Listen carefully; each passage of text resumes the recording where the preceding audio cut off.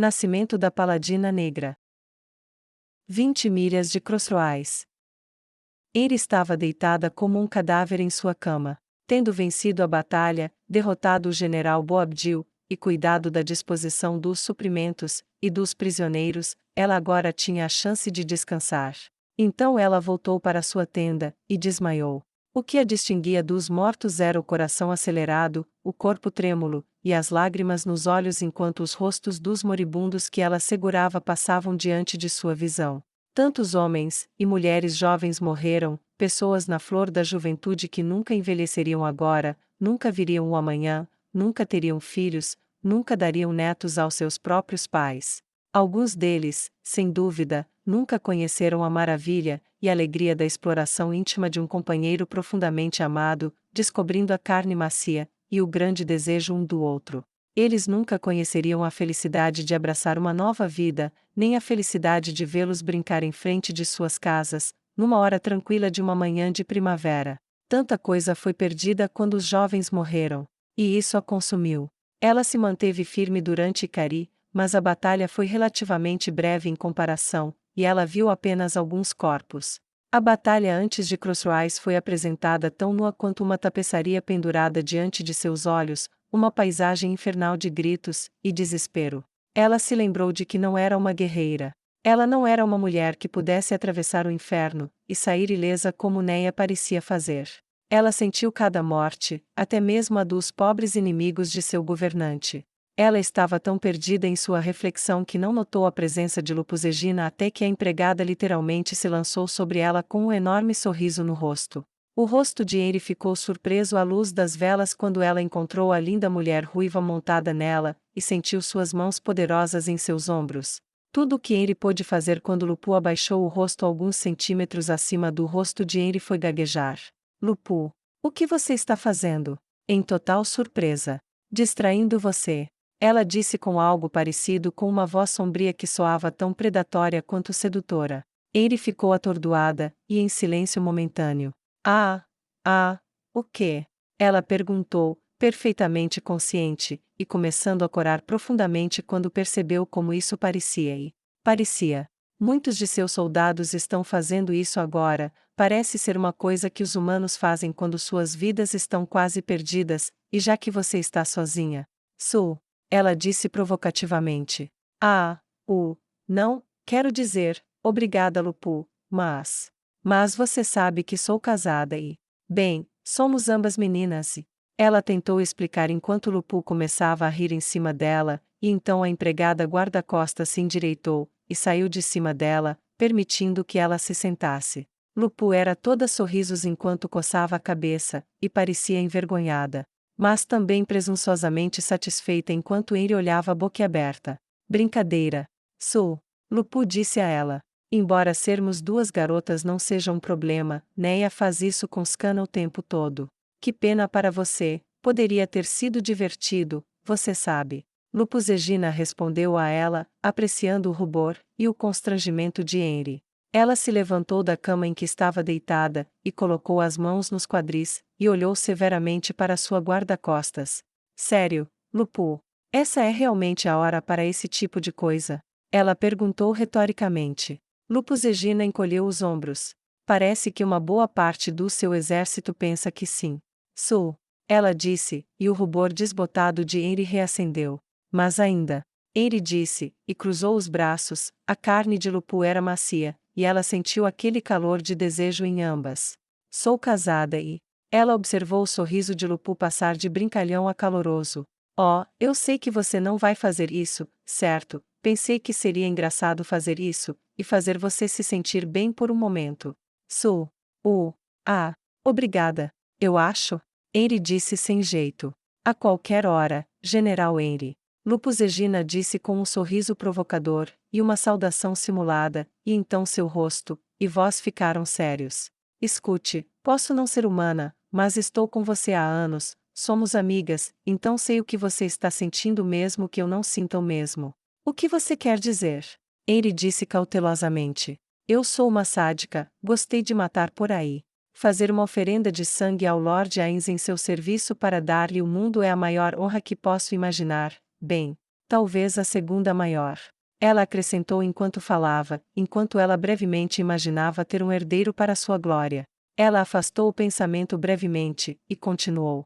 Mas você é uma humana, nasceu camponesa, e foi criada para uma vida tranquila. Você foi jogada no fogo aqui, e disseram para sobreviver.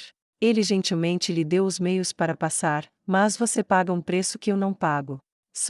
Lupus Egina disse, e caminhou até Henry, de modo que havia centímetros entre seus peitos. Você paga aqui. Ela disse, e tocou a cabeça de Henry com um dedo. E você paga aqui, e colocou a palma da mão sobre o peito de Henry onde estava seu coração. Sua voz era estranhamente compreensiva, as provocações e piadas haviam passado enquanto ela falava. Eu nunca vou sentir as coisas como você. Fui criada pelos seres supremos para me sentir em casa no que vocês chamam de inferno, mas posso lhe dizer uma coisa, e espero que você leve isso a sério: tudo isso que você faz não é em vão, então mesmo que você sinta todas essas perdas, concentre-se no que você está comprando para amanhã, para Lord Ains, e para todos vocês que o servem. Ela disse, e o corpo de Henry, embora ainda tremesse, relaxou um pouco. Obrigada, Lupu, eu acho. Acabei de me atualizar com tudo. Ela disse. Você odeia a escravidão, certo? Lupu perguntou. Henry assentiu, e seu rosto ficou sombrio. Há cerca de 10.000 escravos em Crossroads. Quer libertá-los? Ela perguntou, já sabendo a resposta de Henry. Sim. Henry respondeu com convicção. Não perca isso de vista então. Lupus Egina disse, e deixou sua mão cair. A propósito, esses são peitos muito legais, Neferia tem sorte. Ela disse, inclinando a cabeça para o lado, rindo, e mostrando a língua levemente enquanto sua expressão travessa retornava. Henry corou novamente, e depois riu. Você nunca vai mudar, não é, Lupu?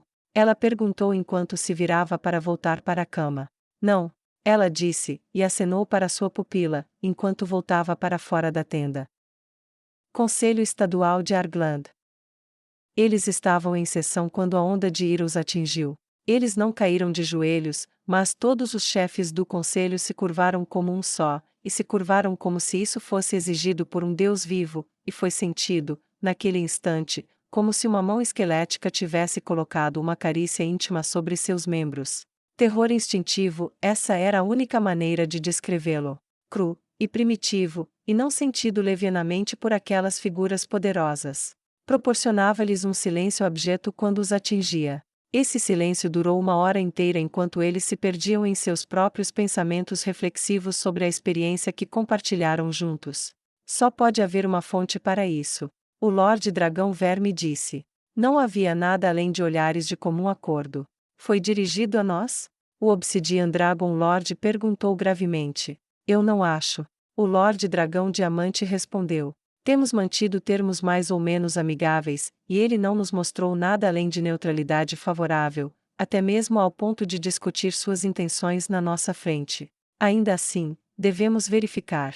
Se ele sozinho pode projetar esse tipo de onda de raiva aterrorizante por todo esse caminho, devemos descobrir até que ponto isso foi sentido. Enviarei sondas para a Teocracia Slane, Restize, e assim por diante, e ver se eles também sentiram isso. Precisamos ter certeza de que isso foi generalizado, e não direcionado a nós.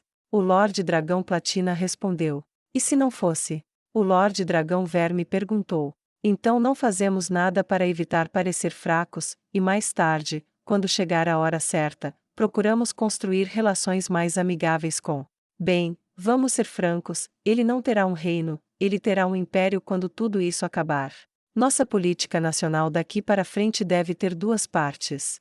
A primeira, manter nossa independência, a segunda, não irritar o império vizinho. O Lorde Dragão do Céu Azul disse sabiamente. Um relacionamento produtivo e positivo é a nossa melhor defesa. O Lorde Dragão Diamante propôs, e eles começaram a definir os detalhes de suas propostas. Com Monton, logo após a fronteira das colinas Abelion com o Reino Sagrado. Robel e Gilcrestres estavam exaustos. O exército de 30.000 homens do rei Astraca que meses atrás marchara para o leste em direção às colinas Abelion foi atacado, retardado, prejudicado, emboscado, e muito mais enquanto incendiava seu caminho até a fronteira. Eles se afastaram cada vez mais de Oburns, e como consequência, aproximaram-se cada vez mais das terras demi-humanas governadas pelo rei feiticeiro. Agora eles estavam operando a partir de Comonton, logo depois da fronteira, e enviando pequenos grupos para ações individuais, reduzindo a força significativa de profissionais treinados com seus voluntários camponeses, com apoio de mortos-vivos, e agora aliados demi-humanos. Robel suspirou, apesar de todos os seus esforços, em pouco tempo eles teriam que travar um cerco, e estavam em menor número. O exército estava à vista, atrás deles, além da visão fácil, mas quase lá, se você apertasse os olhos ou tivesse uma visão melhor do que a de um humano, Foldoton era uma casca arruinada e queimada. Seu povo decidiu resistir em alguns números, e resistiu à força por 3 dias consecutivos antes que suas paredes fossem quebradas, e suas vidas se espalhassem pela poeira. Alguns de seus ex-residentes estavam agora com ele, mas a maioria optou por morrer em casa. Gil Crestres se aproximou dele, e deu um tapa no ombro de seu cansado camarada. Robel olhou para ele com seus olhos azuis gelados, e antes bem cortados, agora cabelos escuros, e desgrenhados caindo livremente até a nuca, balançando levemente enquanto ele se movia. Seu corpo sempre magro, de velocista, era musculoso, mas isso não aliviou seu cansaço. Você parece cansado. Gil Crestres disse. E alguém não está? Ele perguntou quando o eco de demi-humano se preparando para um cerco à sua cidade chegou aos seus ouvidos. Eles deram as mãos aos humanos da Justiça Negra, e trabalharam juntos pela sobrevivência comum, embora alguns sentimentos negativos ainda persistissem profundamente entre os grupos, a lealdade fanática ao seu senhor comum, e a presença de um inimigo comum forçaram esses sentimentos a serem deixados de lado ou pelo menos empurrado para baixo do tapete temporariamente. Certamente. A jovem figura infantil de cabelos cor de areia, e rosto sardento disse, e riu sombriamente. Seu corpo poderoso estava agora repleto de várias cicatrizes de luta, e seus olhos castanhos olhavam na direção do exército de Astraca que se aproximava. Quantos você acha que estão por aí? Ele perguntou. Por mais danos que tenhamos causado, provavelmente ainda serão 20.000. Robel disse com resignação. Quantos nós temos? Gil Crestres perguntou. Talvez metade disso, mas se toda a cidade lutar, os demi-humanos aqui são muito fortes. Honestamente as chances não são tão ruins. Robel disse encorajadoramente. Esqueletos são ótimos para algumas coisas, mas já perdemos muitos deles, vamos usar o restante no primeiro combate. Gil Crestres ressaltou. E não temos senão 2 ou 3 pessoas capazes de usar magia de cura, embora elas tenham bastante mana. Eles podem nos desgastar. O punho de Robel cerrou-se, e Gil Crestres perguntou cautelosamente. Podemos sair da cidade, e levá-los para o interior? Ele perguntou. A menos que abandonemos os idosos, e as crianças, humanos, e demi-humanos, não teremos montarias mortas-vivas suficientes, e mesmo que tivéssemos, a maior parte da comida viajou para o leste, e está com a General Rockbruise, ficaremos sem suprimentos muito antes de conseguirmos ajuda, e simplesmente morreremos na estrada. Robel respondeu. Merda. Gil Crestres disse incisivamente. E se fizermos isso, então haverá 20.000 legalistas de Astraca marchando para atacar a General Rockbruise por trás, entre eles, e o exército da teocracia Slane, e do reino dos elfos marchando para o norte, ela será esmagada. Robel acrescentou gravemente. Ah, inferno! O homem de aparência infantil disse. Então temos que detê-los aqui, e eliminá-los, ou machucá-los tanto que eles não possam dar um passo além de nossos cadáveres, é isso que você está me dizendo? Gil Crestres perguntou. Isso é exatamente o que estou lhe dizendo. Robel disse profissionalmente. Alguma chance de reforços? Gil Crestres perguntou esperançoso. Nenhuma. Robel respondeu com uma voz fatalista. O rosto de Gil Crestres tornou-se resoluto, e ele estendeu a mão para Robel. Ao longe, ouviam-se o som de tambores, e pés marchando. Foi uma honra lutar ao seu lado, senhor. Gil Crestres disse. Robel ouviu na voz do jovem a determinação de morrer. E eu com você. Ele disse, e apertou a mão cheia de cicatrizes do jovem. Eles ficaram quietos, e Robel olhou para trás. A população da pequena cidade era como um formigueiro que foi derrubado enquanto os preparativos de última hora eram feitos, e os guerreiros de cada raça subiam as muralhas para se preparar para uma luta. Quando isso vai começar? Gilcrestres perguntou curioso. Em algumas horas, se eles tivessem máquinas de cerco, mas como conseguimos queimar seus arietes, catapultas, e coisas do gênero, eles terão que parar para fazer escadas ou um novo ariete. Vou querer esperar tanto tempo, entre o punhado de paladinos vermelhos que temos, alguns de nossos melhores instrutores, demi-humanos, e mortos-vivos, temos uma vantagem à noite, então eles vão querer atacar durante o dia. Robel disse enquanto sua voz caía na de um soldado profissional de olhar crítico. Então as noites devem ser pelo menos bastante tranquilas. Pelo menos não vou morrer com sono. Ele disse com um sorriso irônico. Robel riu, e deu um tapinha no ombro dele. Esse é o espírito. Demorou um pouco até que eles vissem a cavalaria do exército de Astraca, fora do alcance de qualquer coisa em Comonton. Seus cavalos estavam obviamente em forma, e prontos para a batalha. Eles vão lutar? Gilcrestres perguntou incerto. Robel balançou a cabeça. Não, eles estão lá para garantir que não partimos, e para garantir que não deixaremos nenhuma surpresa desagradável para eles fora da cidade. Gostaria de ter feito isso. Ele provou estar certo sobre isso, e quando eles se encontraram diante de um exército formado por humanos muito furiosos, tudo o que ele pôde fazer foi olhar para o céu, e suspirar. Se tivesse sorte, este seria um dia muito longo. Fazer escadas não demorou muito, e quem comandava ali aparentemente estava com pressa, pois foi a única atividade que avistou. As paredes de Comonton não eram grandes, mas paredes eram paredes, mesmo que tivessem apenas 5,5 metros de altura, e fossem feitas principalmente de madeira.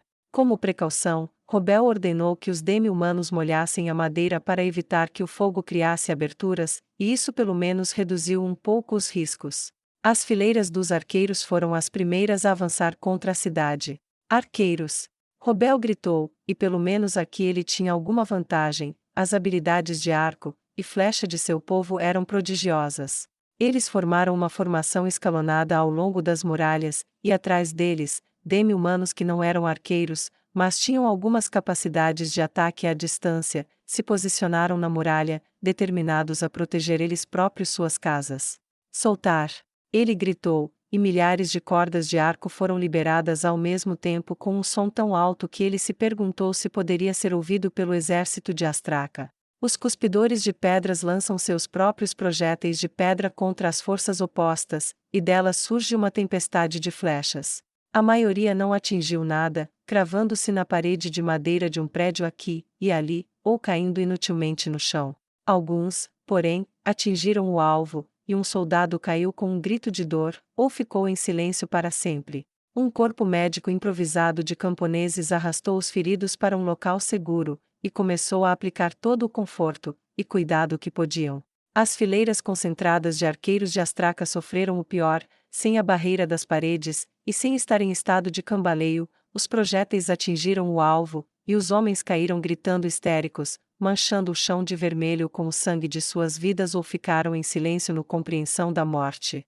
Enquanto preparavam a próxima saraivada, a infantaria com escadas começou a avançar, ao lado, e ao redor dos portadores das escadas havia homens com escudos para proteger o máximo que pudessem. Isso deixou Robel com a escolha sobre quem mirar, ou ele poderia enviar flechas contra eles.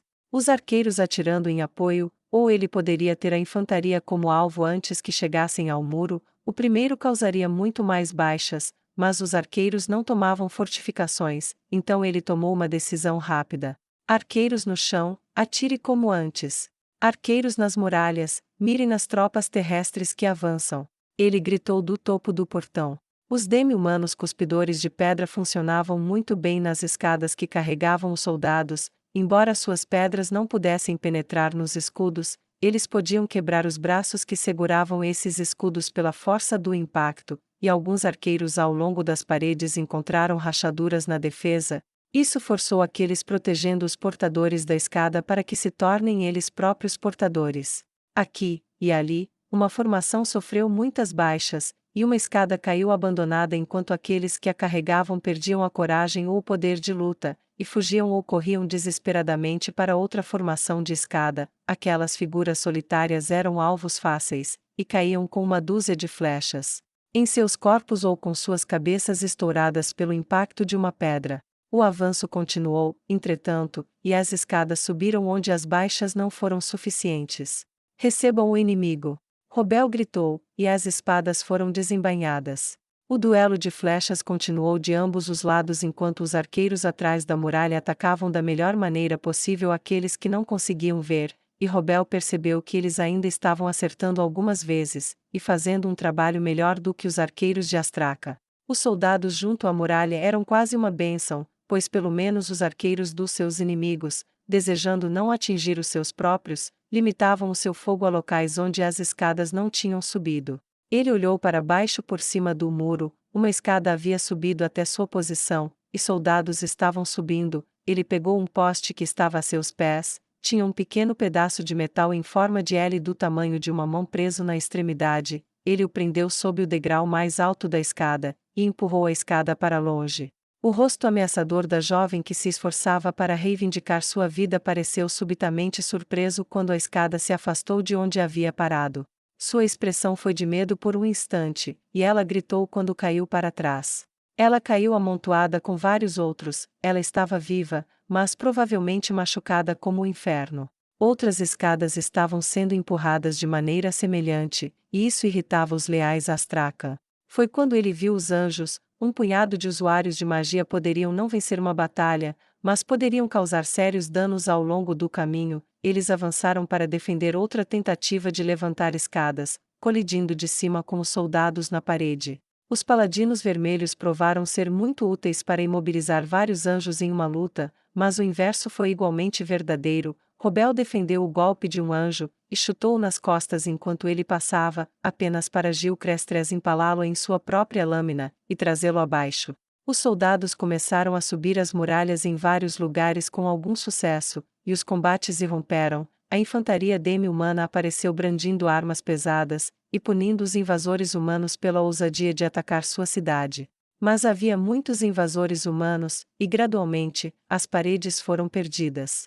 Pontos de estrangulamento seguros. Robel gritou quando os seus começaram a recuar, e a infantaria pesada, com escudo usando demi-humanos, começou a bloquear estradas enquanto arqueiros humanos no chão recuavam para trás dessas posições. Robel começou a lutar para descer os degraus. Ele estripou a mulher que ele havia derrubado para trás, sua espada atravessou facilmente sua armadura leve, e saiu pelo outro lado, e ela caiu com um grito fraco, e um baque nauseante da escada, e caiu imóvel, e depois em silêncio no chão abaixo.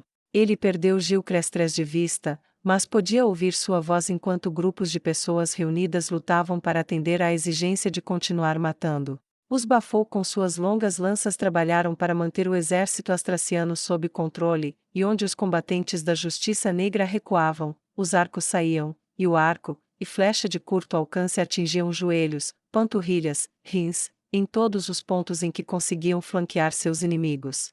Mas mesmo assim eles avançaram, ainda vieram com tambores de guerra invocando a ira dos 6 deuses sobre os hereges. Eles estavam vencendo, eles podiam sentir que estavam vencendo. Seu exército avançou, uma bandeira de Astraca foi plantada sobre o portão enquanto Robel observava impotente. Uma pequena torre sofreu o mesmo destino. Simplesmente não havia pessoas suficientes para recuperá-la. 2 soldados de Astracan levantaram a barra, mantendo-a fechada, apenas para morrerem com flechas no pescoço disparadas por algum arqueiro anônimo, mas mortal. A barra voltou ao lugar, mas mais 4 foram, e tomaram seus lugares. Mais 2 caíram da mesma forma, mas antes que os outros 2 pudessem ser mortos, derrubaram a barra no chão. Eles caíram com flechas no pescoço assim que atingiram o chão. Mais 2 entraram correndo, e abriram o portão, e Robel pôde ouvir a buzina soar além do muro para o avanço geral. Ele pegou uma lança pelo cabo quando ela foi empurrada contra ele, e puxou-a para frente em sua própria direção. Isso desequilibrou o homem chocado que a segurava, e quando ele tropeçou para frente, Robel enfiou a espada no rosto do homem. Ele caiu com uma expressão confusa em seu rosto, como se não conseguisse entender como isso havia acontecido. As baixas aumentavam, e minutos depois o caminho através do portão não podia mais ser visto quando os soldados de Astraca começaram a encher a entrada. Pelo canto do olho ele viu um pequeno grupo de seus próprios homens pressionados contra a parede de um prédio, cercados. Eles estavam caindo rapidamente, fazendo o seu melhor para levar consigo o maior número possível. Ele perdeu de vista o grupo condenado enquanto se afastava pela rua, mas ouviu o grito de Gilcrestres vindo daquela direção. Seu coração se partiu, e o desespero preencheu suas rachaduras. Sinta nossa ira divina, herege. Um soldado gritou com Robel quando ele largou a alabarda com a ponta na direção de Robel, e começou a avançar. Foi então que a onda atingiu, e ensinou àquele homem, e aos que estavam com ele o que realmente era a ira divina. Ele, e todos os que estavam com ele caíram de joelhos maravilhados quando o sentimento avassalador de fúria divina varreu toda a cidade, e o ódio frio da morte tocou os corações do exército de Astraca. Medo, ele viu o ódio, e a raiva se transformarem em medo desenfreado, e a raiva de seu Deus encheu ele, e aqueles que estavam com ele. Liberte os mortos-vivos. Eles estão quebrando. Robel gritou, e puxou, e tocou sua própria buzina, com raiva e vigor renovado, os demi-humanos e humanos se lançaram a todo vapor na batalha, cada homem e mulher de cada espécie que era capaz de lutar, voou para a frente desesperada com intenção de causar uma matança violenta, e números não significavam nada. A coragem dos vencedores foi abalada como se já estivessem derrotados, e os incansáveis reforços esqueléticos jorraram de onde haviam sido armazenados. Em antecipação ao seu uso, os corações vacilantes do exército desmoronado de Astraca pediram que eles recuassem, no entanto, eles caíram no chão, e os defensores furiosos começaram a matá-los onde estavam. Gritos encheram o ar como água derramada em um recipiente profundo. Aqueles que se levantaram só tinham um pensamento: fuja. Fujam da fonte de horror e terror, e da ira do que quer que tenha feito isso com eles. Soldados pisoteando soldados, irmãos de armas esqueceram a virtude de se sacrificar pelos semelhantes, só havia o desejo de correr como coelhos, e se atrapalharam, e criaram uma prensa que transformou o portão em armadilha. Foi como esfaquear peixes num barril durante vários minutos, outros escalaram a parede, e saltaram para baixo, alguns fraturaram os tornozelos ou quebraram as pernas, e rastejaram ou mancaram para longe da parede o mais rápido que puderam. Nenhum homem parou para ajudar o irmão, nenhuma mulher parou para carregar a irmã. Até que dentro do muro não houvesse nenhum soldado vivo de Astraca, e ao redor do portão havia um tapete vermelho de sangue, e corpos. Robel subiu as escadas enquanto embainhava a espada, e quando chegou ao topo, arrancou o estandarte do portão, agitando as cores de Astraca à sua frente para que todos soubessem que ela havia sido removida, e então jogou-a no chão com desprezo. No chão em frente ao portão. O espaço em frente tinha sido transformado em lama como resultado do solo ter sido encharcado até o limite com o sangue dos mortos e moribundos, e a orgulhosa bandeira parecia um terrível desastre. No entanto, isso não foi desprezo suficiente. Ele levantou a aba de metal que protegia sua virilha, abriu a frente da calça, assumiu uma posição, e riu enquanto urinava pela lateral, e em direção ao estandarte do rei. Se ele pudesse ter cagado sem correr o risco de cair, ele poderia ter feito isso. Ele estava exausto, esqueletos correram abaixo dele um momento depois, pisoteando a bandeira em ruínas para desgraça ainda maior enquanto perseguiam os vivos, matando enquanto avançavam. Aqueles que tinham pernas ou tornozelos feridos não alcançaram um local seguro, e o exército aterrorizado foi derrotado em desgraça. Ele se virou para trás, mal conseguindo permanecer de pé devido à exaustão enquanto levantava as calças novamente, e colocava a placa protetora de metal de volta no lugar. Seu rosto estava machucado, e coberto de sujeira, fuligem, suor e sangue, e ele não estava sozinho nisso enquanto avaliava a cena de Comonton diante dele. Ele viu onde grupos de seus próprios homens morreram juntos, embora estivessem cercados por vários inimigos mortos. Era um ponto de mérito notar que com eles morreram demi-humanos, nenhum abandonou o outro. De algum lugar, gritos surgiram, espadas, machados, arcos, lanças, e punhos de uma dúzia de raças socavam como se fossem atingir o céu, e seus gritos eram tão altos que nem mesmo o barulho estrondoso dos esqueletos perseguindo as presas derrotadas podia ser ouvido. Robel ergueu as mãos, e o silêncio caiu gradualmente. Procurem os feridos, protejam os prisioneiros, vencemos. Mas ainda não terminamos. Atrás dele o sol começou a se pôr, ele se perguntou há quanto tempo tudo isso havia acontecido, pareciam minutos, mas poderiam ter se passado horas. Cidadãos desarmados, carreguem água, forneçam comida, e ajudem onde os guerreiros os direcionarem, aos idosos, ajudem na limpeza, limpem as flechas, armas caídas, e quais corpos vocês podem gerenciar, e coloque-os na praça da cidade para inspeção para reutilização. Quando suas ordens foram obedecidas, ele começou a descer as escadas cambaleando, foi então que sentiu uma dor na lateral do corpo, sangrava de um corte feio, doía, mas só escorria, ele sobreviveria, mas ele precisaria de tratamento. Havia algo que ele queria fazer primeiro. Ele queria encontrar Gil Crestres, então se aproximou de um cadáver com a armadura da Justiça Negra, e o virou de costas. Não era ele. Ele se aproximou de outro, perguntando-se brevemente: quantos mais antes de eu encontrá-lo? O tapete de corpos era extenso. Provavelmente demoraria um pouco. Prarte, no dia seguinte de ser atingida pela ira. Neia e César sentaram-se em frente à Calca na mesa de jantar. Era um pouco estranho para ela ainda jantar com a realeza, mas mesmo assim lá estava. Elas comeram em silêncio por um tempo. Um servo serviu vinho para elas, e Neia acenou com a cabeça em agradecimento educado à mulher, uma adolescente de rosto fresco, com longos cabelos ruivos e sardas claras. Ela sorriu nervosamente de volta, mas se moveu como alguém com pelo menos uma quantidade razoável de experiência. Finalmente Calca largou os utensílios, e cruzou as mãos na frente dela sobre a mesa. Ela olhou Neia bem nos olhos, e disse: Você não me quer aqui, não é? Neia olhou para ela surpresa. Desculpe, você não me quer aqui. Ela repetiu lenta e deliberadamente. Neia suspirou, e imitou a postura da rainha. Para ser franca, não, Sua Majestade. Por que não? Eu fiz algo para ofender você? Ela perguntou com uma mistura de raiva e curiosidade. Neia balançou a cabeça. Não, Vossa Majestade, mas é sobre o seu lugar em tudo isso. Você mesma disse, você é a justa causa do rei feiticeiro. A governante legítima contra o invasor. Não sou estúpida. Sei um pouco como isso funciona entre os nobres. Ela respondeu gentilmente. A resposta dela acalmou um pouco Calca. Entendo. Bem, é um risco que tenho que correr.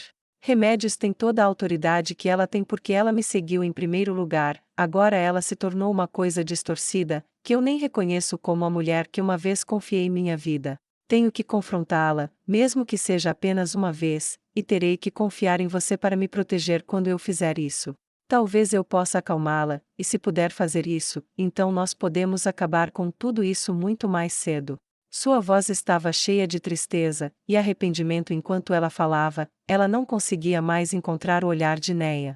Não sei se vai funcionar, mas entendo seus motivos, e não vou lutar contra isso. Farei o meu melhor para protegê-la, juro em nome do meu Deus. Neia disse respeitosamente. O que você acha do que fizemos com as defesas de Prarte nesse meio tempo? Ela acrescentou, mudando de assunto habilmente. Estou impressionada. Mal posso acreditar que você era apenas uma escudeira. Ela disse com pesar em resposta. Eu me pergunto quantos outros não tiveram a chance de brilhar, do mesmo jeito que foi negado a você. Neia, novamente à vontade, tomou um gole de vinho, e depois deu uma mordida em seu bife enquanto pensava em como responder. Não há como saber. Só temos que superar tudo isso, e fazer melhor da próxima vez. Ela disse. Foi nesse momento que um portal se abriu na área de jantar, e dele saiu Chaltiar Bloodfallen, vestida elegantemente, e tão linda como sempre. Sua Majestade quer ver você. Ela disse abruptamente. Venha comigo. Quem? Calca perguntou, enquanto Neia e César já estavam de pé. Chaltiar apontou para Neia. Ela, mas ele não disse que você não poderia vir. Conhecendo a infinita sabedoria de nosso Senhor, ele provavelmente espera que você se junte a ela porque você está com ela neste momento. Ela suspirou ansiosamente enquanto pensava em seu mestre. Neia não conseguiu passar pelo portão rápido o suficiente, e César estava logo atrás dela.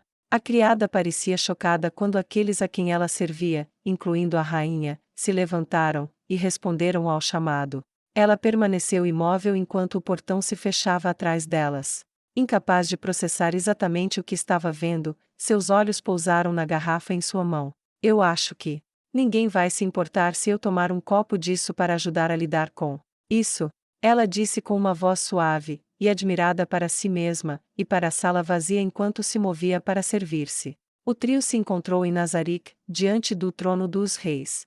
Quando elas chegaram, ela notou que Demiurgo não estava presente, enquanto o resto dos guardiões estavam dispostos ao longo da parede junto com diversas criadas. Apenas Albedo era uma exceção, tomando seu lugar à direita de seu senhor, e nenhum deles estava olhando especialmente para ela, de forma feliz. O que quer que elas tenham perdido deve ter sido verdadeiramente aterrorizante. Neia sentiu uma onda de nervosismo. Ela podia sentir que algo havia acontecido recentemente que deve ter irritado seu mestre o suficiente para que esses seres calamitosos ficassem nervosos. Só ele, só o Deus a quem ela servia, poderia ter sido suficiente para fazer isso com eles. Mas coragem não era algo que lhe faltasse, então ela começou a se aproximar do trono, ficando ao alcance da voz do rei feiticeiro. Ela ouviu pedir desculpas, falar com eles por mais 1 ou 2 minutos, e depois dispensá-los de onde estavam. Quando ela chegou a uma distância respeitosa, e se ajoelhou, seguida de perto pela rainha Calca e Cese, ela olhou para ele com adoração, e falou: "Eu venho ao seu comando, Sua Majestade." Neia disse, optando por ignorar o que havia testemunhado. A voz do rei feiticeiro agora estava calma e moderada enquanto ele falava. "Sim, estou feliz que você tenha vindo hoje, Neia, e também você, Rainha Calca, é apropriado que você testemunhe isso." A rainha pareceu interessada, mas permaneceu em silêncio. "Você é minha escudeira há algum tempo, não é, Neia Baraja?" Ele perguntou. "Sim, meu senhor." Neia respondeu com orgulho. "Eu não quero mais você como minha escudeira." Ele disse, e por um momento, Neia sentiu seu mundo se despedaçar em 1 milhão de pequenos pedaços. O rosto de Calca ficou em estado de choque que ela não conseguiu esconder, e até os olhos de Cese se arregalaram ligeiramente. Neia se perguntou brevemente: "Que coisa horrível eu fiz? Meus fracassos foram tão terríveis." "Sim, provavelmente, mas por que estou sendo punida apenas agora?" Ela queria chorar, e seus olhos estavam prestes a começar a chorar, mas naquele único instante ele virou sua miséria de cabeça para baixo. "Eu quero você como minha paladina." Ele continuou, e o coração dela, despedaçado em milhões de pedaços, reformou-se profundamente, e elevou-se a novos patamares de alegria. Ela começou a chorar, mas foi com uma alegria clara e óbvia. Os que ainda estavam presentes na sala do trono observavam em silêncio. Poucos nascidos fora de Nazarick poderiam dizer que foram verdadeiramente recebidos como camaradas por aqueles que foram criados dentro de seus muros. É verdade que um convidado do Senhor da Tumba poderia esperar o melhor tratamento e serviço do mundo. Concedido o favor do seu mestre, tal convidado seria tratado com o respeito da realeza. Mas nos corações daqueles formados a partir da lama da criação pelos seres supremos para os seus propósitos, desde a empregada mais humilde até a supervisora guardiã, um estranho era um estranho. Houve, no entanto, uma exceção a isso, e essa exceção agora se ajoelhava diante de seu mestre. Neia havia declarado que seu mestre era o Deus que ele era, e estava dando sua vida para garantir que o mundo soubesse disso. Ela ofereceu sua vida inabalavelmente em um teste elaborado pelo próprio Demiurgo, e aqueles que assistiam através do espelho de visão remota, viu em primeira mão como seu coração se partiu quando ela não conseguiu acabar com sua vida sob comando, passando involuntariamente no teste. Ela havia se tornado algo único aos olhos deles, e a única indicação de que os insetos inúteis fora da tumba tinham valor redentor. "Aceito a oferta de Sua Majestade, farei meu juramento agora se for do seu agrado, Senhor." Ela disse enquanto sua voz embargava de felicidade. Ele acenou com a cabeça, e ela baixou o olhar, pegou a espada, e a apoiou verticalmente na frente dela, mantendo as mãos firmemente no punho. Ela falou com todo o poder que sua voz conseguia reunir. "Eu, Neia Baraja, me dedico ao serviço do rei feiticeiro. Eu vinculo minha vida a ele, e sua causa, seu povo será meu povo, seus inimigos são meus inimigos, sua vontade é minha vontade, seus caminhos são meus caminhos, enquanto ele me quiser, eu serei seu paladino, e ele será meu senhor." O rei feiticeiro levantou-se de seu trono, desceu os degraus, cada passo seu ecoou no salão silencioso até parar diante da escudeira ajoelhada. "Você fez seu juramento." Ele disse, e bateu levemente, mas com firmeza, no rosto dela, o suficiente para arder, mas com cuidado para não feri-la. "Isso é para que você se lembre disso. Você se ajoelhou como uma escudeira, agora levante-se como minha paladina negra." Ele disse, e Neia não conseguiu ficar de pé rápido o suficiente. Ela embainhou sua espada, e sorriu feliz enquanto lágrimas de alegria escorriam por seu rosto. É certo que um paladino meu se levante, para derrubar um paladino que decaiu. Ele disse a ela, e colocou as mãos em seus ombros. Ela assentiu gravemente. Calca assistiu tudo isso de joelhos dobrados, e enquanto Neia permanecia orgulhosa e feliz, um impulso brotou dentro dela que a compeliu a falar. Normalmente ela falaria com arte e graça, mas neste momento ela não conseguia encontrar nenhuma das duas coisas, então suas palavras foram apressadas e enfáticas. Vossa Majestade, ofereço-lhe meu reino como uma província, não como um vassalo, se você quiser. Ela disse, olhando para ele intensamente. Ains congelou, ele e Neia olharam para ela, e ele estava feliz por seu rosto não demonstrar surpresa. E você? Ele perguntou. A voz dele é tão nobre, e até parece preocupada comigo. Ele realmente é um rei. Calca pensou, e então respondeu: se eu sobreviver a esta guerra, e for seu desejo, servirei para continuar a governar a terra. Prefiro ser governadora de uma província grande e próspera, do que rainha das cinzas arruinadas. No seu reino, meu povo terá o futuro mais brilhante possível, o mais rápido possível. Sempre foi meu sonho criar um reino onde todos pudessem viver felizes, desde os pequenos até os grandes, e me foi mostrado várias vezes que seus caminhos são os mais elevados e nobres, e portanto, o caminho mais certo para o meu objetivo é apresentar-me como sua serva da maneira mais firme possível. Meu reino será sua província, e minha coroa, sua lei será minha lei, e meu corpo, e minha mente estarão sob seu comando. Ela disse improvisando apressadamente um juramento de submissão. Então levante-se como a rainha governadora. Ele disse, estendendo a mão para ela pegar. Não conheço esse título. Ela disse com incerteza. Isso significa que você aceita meu juramento? Ela perguntou esperançosa. Sim, você viveu como rainha, e eu não roubaria esse título de você. Você será minha governadora, mas manterá o título de rainha por toda a sua vida. Ele disse. Seus orbes vermelhos a aterrorizaram na primeira vez que ela os viu, quando ela estava deitada nua sobre uma mesa, e encontrou seus pés trêmulos movendo-se ao ritmo de seus planos intermináveis. Agora ela os achava quentes como a chama no inverno em sua própria lareira. Ela pegou a mão oferecida, e se levantou. Vou mandá-la de volta agora, pois você tem muito trabalho a fazer. Ele disse, e com um aceno para Chaltiar que permaneceu atrás delas, um portão se abriu. Cesê então se levantou, e as três se curvaram juntas, o mais profundamente que puderam, depois se afastaram dele, e voltaram pelo portão para terminar uma refeição antes que o trabalho árduo dos últimos dias de preparação fosse apresentado diante delas.